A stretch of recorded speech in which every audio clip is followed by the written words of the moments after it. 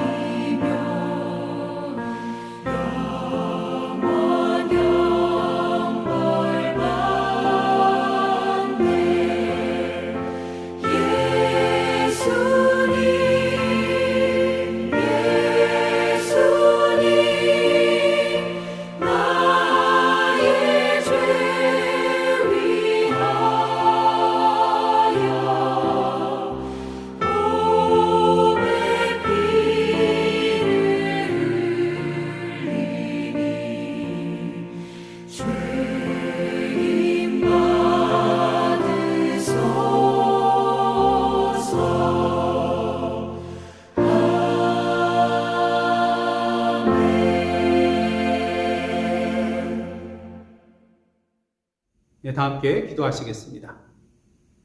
하나님, 고난주간 새벽 기도의 둘째 날을 맞이하여 주님 앞에 나왔습니다.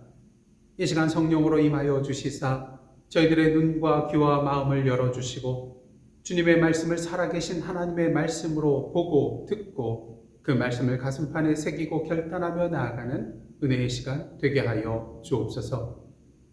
이 시간 우리의 마음과 뜻과 정성을 모두어 주님 앞에 예배 드립니다. 저희들의 예배를 기뻐 받아 주옵소서. 예수님의 이름으로 기도드리옵나이다. 아멘. 오늘 이 아침 저희들에게 주신 하나님의 말씀은 계속해서 요한복음 4장 50절 한 절 말씀입니다. 다 함께 한 목소리로 합독하시겠습니다. 예수께서 이르시되 가라 내 아들이 살아있다 하시니 그 사람이 예수께서 하신 말씀을 믿고 가더니. 아멘. 여러분은 보지 않고도 믿을 수 있습니까? 가톨릭 성서 신학자인 레이몬드 E. 브라운은 요한복음에 나타나는 예수님의 표적에 대한 사람들의 반응과 태도를 네 가지로 분류하였습니다. 첫째로, 표적을 보고 어떠한 믿음도 갖지 않는 사람들입니다. 예수님의 표적을 보고도 믿음으로 나아가지 못하고 오히려 부인하고 여전히 영적인 어둠 속에 거하는 자들이라고 할 수가 있는 것이죠. 예를 들어 예수님의 수많은 표적을 보고도 오히려 예수를 죽이려고 모의하였던 대제사장들과 바리새인들, 바로 여기에 해당되는 사람들이었습니다. 그다음 둘째로, 표적을 보고 예수를 단순히 하나님의 보내심을 받은 기적 행하는 자로 믿는 사람들입니다. 요한복음 3장 2절을 보시면 니고데모가 예수께 나와 이러한 말을 하고 있습니다. 랍비여, 우리가 당신은 하나님께로부터 오신 선생인 줄 아나이다. 하나님이 함께 하시지 아니하시면 당신이 행하시는 이 표적을 아무도 할 수 없음이니이다. 예수를 기적 행하는 자로 믿고 있기는 하지만 그 표적 속에 담겨져 있는 참된 의미를 발견하지 못했기에 예수를 하나님의 아들 그리스도로 믿고 받아들이는 단계까지 나아가지 못한 상황인 것이죠. 다음으로 셋째로, 표적을 보고 예수를 하나님의 아들로 믿는 사람들입니다. 예수께서 단순히 기적 행하는 그런 사람으로 보는 것이 아니라 그 예수께서 바로 하나님의 아들이요 그리스도이심을 믿는 자들인 것이죠. 그리고 바로 예수께서 이것을 위하여 이 땅에서 표적을 행하셨던 것입니다. 표적의 목적이 바로 이것이었다는 것이죠. 그 다음 마지막으로, 표적을 보지 않고도 예수를 하나님의 아들로 믿는 사람들입니다. 자신의 손가락을 예수의 손에 못자국에 묻고 자신의 손을 예수의 옆구리에 넣어보지 않고는 믿지 않겠다던 도마에게 예수께서 나타나셔서 이러한 말씀을 하셨습니다. 요한복음 20장 27절로부터 29절 말씀입니다. 도마에게 이르시되 내 손가락을 이리 내밀어 내 손을 보고 내 손을 내밀어 내 옆구리에 넣어보라. 그리하여 믿음 없는 자가 되지 말고 믿는 자가 되라. 도마가 대답하여 이르되 나의 주님이시요 나의 하나님이시니이다. 예수께서 이르시되 너는 나를 본고로 믿느냐? 보지 못하고 믿는 자들은 복되도다 하시니라. 사도 요한이 요한복음을 기록한 궁극적인 목적이 바로 이것입니다. 예수의 표적을 보지 않고서도 예수님을 하나님의 아들로 믿고 고백하게 되는 것이죠. 하나님께서 오늘 우리에게 원하시는 믿음도 바로 이러한 믿음입니다. 왜냐하면 이제 우리는 육신적으로 이 땅에서 예수님을 볼 수는 없기 때문인 것이죠. 저와 여러분의 믿음은 어떠합니까? 앞서 말씀드린 이 네 가지 유형 가운데 여러분은 어디에 속해 계신지요? 오늘 이 시간 예수께서 왕의 신하의 모습을 통하여 참된 믿음이 무엇인지 우리에게 말씀해주고 계십니다. 그 믿음의 길로 가라고 말씀하고 계신 것이죠. 그렇다면 가라는 이 주님의 말씀은 구체적으로 무엇을 의미하는 것일까요? 첫째로, 가라는 이 말씀은 한계에 붙잡혀 살아가지 말라는 것입니다. 가버나움에서부터 갈릴리 가나까지는 34km 정도 됩니다. 근데 가버나움에 있는 왕의 신하가 예수께서 갈릴리 가나에 오셨다는 그런 소식을 듣고 그 먼 길을 달려옵니다. 그 이유는 병들어 죽어가고 있는 아들 때문이었죠. 왕의 신하로서 종을 보내도 될 일이었지만 아들의 생명이 달려있는 문제이기에 직접 달려온 것입니다. 마치 하나님이신 예수께서 우리의 생명을 위하여 이 땅에 육신의 몸을 입고 친히 내려오신 것과 같이요. 왕의 신하가 예수께 간청합니다. 내려오셔서 내 아들의 병을 고쳐주소서. 주여 내 아이가 죽기 전에 내려오소서. 그는 예수께서 자신의 아들의 병을 고쳐줄 수 있는 능력의 소유자라는 것을 알고 믿고 있었습니다. 하지만 그의 믿음에는요, 두 가지의 한계가 있었습니다. 하나는 공간의 한계입니다. 예수께서 직접 내려오셔야만 고칠 수 있다는 것이죠. 34km의 거리가 그의 믿음의 장벽이었던 것입니다. 다른 하나는 시간의 한계입니다. 죽기 전에 내려오셔야 한다는 것이죠. 죽고 나면 더 이상 방법이 없다는 것입니다. 그런데 이 왕의 신하의 모습은요, 결코 낯설지가 않습니다. 왜? 그의 모습이 바로 우리 자신의 모습이기 때문인 것이죠. 교회 안에서는 마음이 평안한데 교회 문을 나서면 왠지 주님의 손길이 닿지 않을 것 같은 느낌을 받을 때가 있습니다. 기도할 때는 믿어지는데 현실 앞에 서면 그 믿음이 흔들립니다. 우리의 믿음을 흔들어대는 한계는 비단 공간과 시간의 한계뿐만이 아닙니다.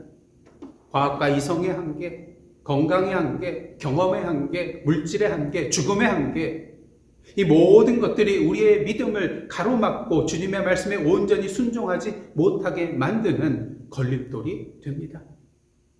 하지만 우리 주님은 어떠한 분이십니까? 시간과 공간을 초월하시는 무소부재하신 하나님이고요, 전지전능하신 하나님이십니다. 이 시간 여러분의 믿음을 가로막고 있는 한계는 무엇입니까? 이제 더 이상 그 한계라는 쇠사슬에 묶여 지내지 마시고 그 한계 너머에 계신 주님을 바라보시기를 원합니다. 가라. 한계에 붙잡혀 있지 말고 그 너머에 계신 주님께로 나아가라는 말씀인 것입니다. 그 다음 둘째로 가라는 말씀은요, 오직 말씀만 붙들라는 것입니다. 왕의 신하의 간청에 예수께서 대답하십니다. 가라, 내 아들이 살아있다. 이게 도대체 무슨 말입니까? 예수께서 직접 가셔야 아들이 낫게 될 것인데 살았다뇨, 나았다뇨. 예수께서는 지금 왕의 신하의 믿음을 시험하고 계신 것입니다. 보통 사람들은 예수님의 표적과 기사를 눈으로 보아야 믿는데 너는 표적과 기사를 보지 않고서도 나의 말을 믿을 수 있느냐는 질문인 것이죠. 왕의 신하는 망설였을 것입니다. 예수께서 함께 가시지 않습니다. 직접 오셔서 아들 머리 위에 안수해 주시지도 않습니다. 오직 가라는 명령 한마디였습니다. 하지만 왕의 신하는 그 모든 의심과 두려움을 다 내려놓고 결단하였습니다. 50절 하반절 말씀입니다. 다 함께 읽겠습니다. 시작. 그 사람이 예수께서 하신 말씀을 믿고 가더니. 예, 그렇습니다. 믿고 가더니. 이것이 오늘 설교의 핵심 구절입니다. 확인하고 간 것이 아닙니다. 증거를 보고 간 것이 아닙니다. 오직 예수님의 그 말씀 하나만을 붙들고 나아간 것이었습니다. 레이먼드 브라운의 분류한 4가지의 유형 중에 보고 믿는 단계를 넘어서서 보지 않고도 믿는 단계로 그가 나아갔던 것이죠. 여러분이 잘 아시는 중국 내지 선교의 아버지라고 불리는 허드슨 테일러 선교사님, 그는 믿음의 사람이었습니다. 그는 오직 하나님의 약속 그 하나만을 붙들고 중국 선교를 시작하였습니다. 주변에서는 후원기관이나 대책도 없이 중국으로 떠나는 그를 걱정하였습니다. 하지만 허드슨 테일러는요, 이러한 고백을 하였습니다. 믿으십시오. 하나님의 방법으로 행하는 하나님의 일에는 결코 하나님의 공급이 부족하지 않습니다. 그는 인간적인 사람의 보증이 아니라 하나님의 신실하심이라는 약속을 붙들고 나아갔습니다. 그리고 그 말씀을 붙든 그의 순종의 발걸음은 결국 중국 곳곳, 내륙 곳곳에 복음이 전해지는 통로가 되었습니다. 우리가 잘 아는 찬송가 545장은 이러한 믿음을 노래하고 있습니다. 이 눈에 아무 증거 아니 배어도 믿음만은 가지고서 늘 걸으며 이 귀에 아무 소리 아니 들려도 하나님의 약속 위에 서리라. 세상 사람들은 말합니다. 보여주면 믿겠다고요. 하지만 주님께서는 이러한 말씀을 하십니다. 믿으면 보여주시겠다고요. 물론 우리가 주님의 말씀을 믿고 나아가는 것 쉽지 않습니다. 하지만 우리가 주님의 말씀을 붙들고 나아갈 때 어느 순간부터 오히려 그 하나님의 말씀이, 그 주님의 말씀이 나를 붙들어 주시는 것을 경험하게 됩니다. 그 말씀이 나를 보호하여 주시고요, 나를 인도하시고요, 나에게 능력이 되어 주시는 것을 온전히 누리게 된다는 것이죠. 왜냐하면 그 말씀은 바로 말씀이신 예수 그리스도시요, 오늘도 살아 역사하시는 우리의 주님이시기 때문인 것입니다. 마지막으로 가라는 주님의 말씀은 육신을 넘어 영혼을 살리라는 말씀입니다. 왕의 신하가 가버나움으로 내려가는 길에 종들을 만나게 되었는데 놀랍게도 아이가 살아있다는, 그 병이 나았다는 기쁨의 소식을 접하게 됩니다. 그 낳기 시작한 때를 종에게 묻자 그 시간이 바로 예수께서 네 아들이 살아있다 말씀하신 바로 그 시간이었습니다.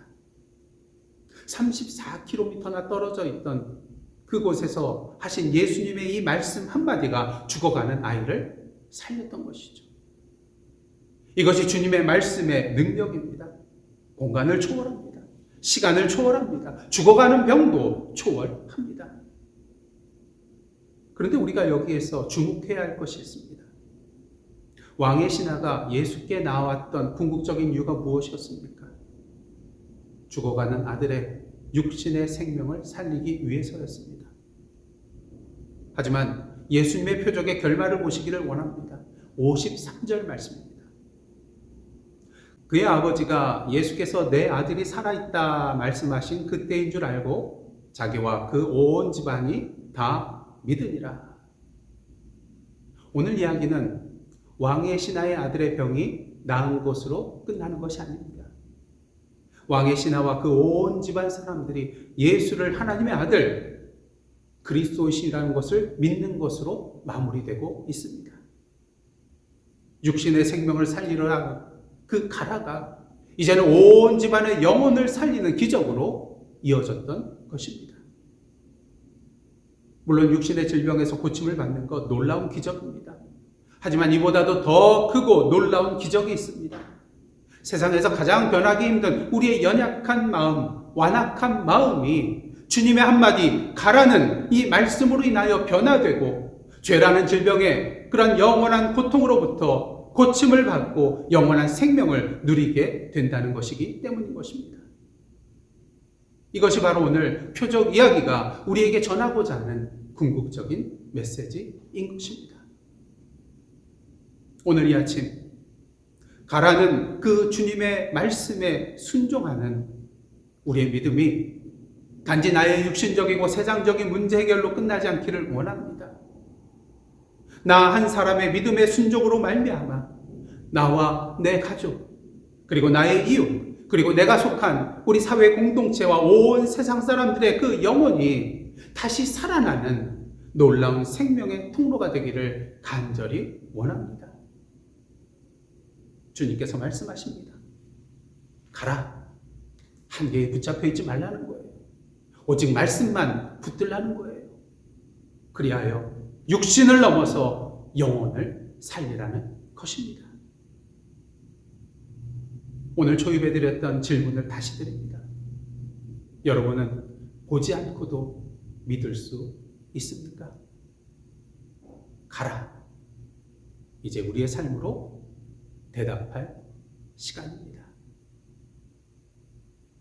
그런 의미에서 이 시간 함께 기도드리며 나아가실 때에 내 믿음을 가로막는 공간, 시간, 환경의 한계를 바라보지 않고 모든 한계를 초월하시는 주님만 바라보는 믿음을 허락하옵소서.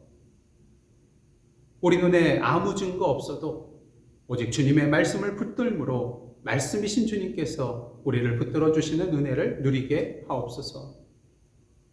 나 한 사람의 믿음의 순종이 나와 내 가족, 이웃과 온 세상 사람들의 영혼을 살리는 생명의 통로가 되게 하옵소서.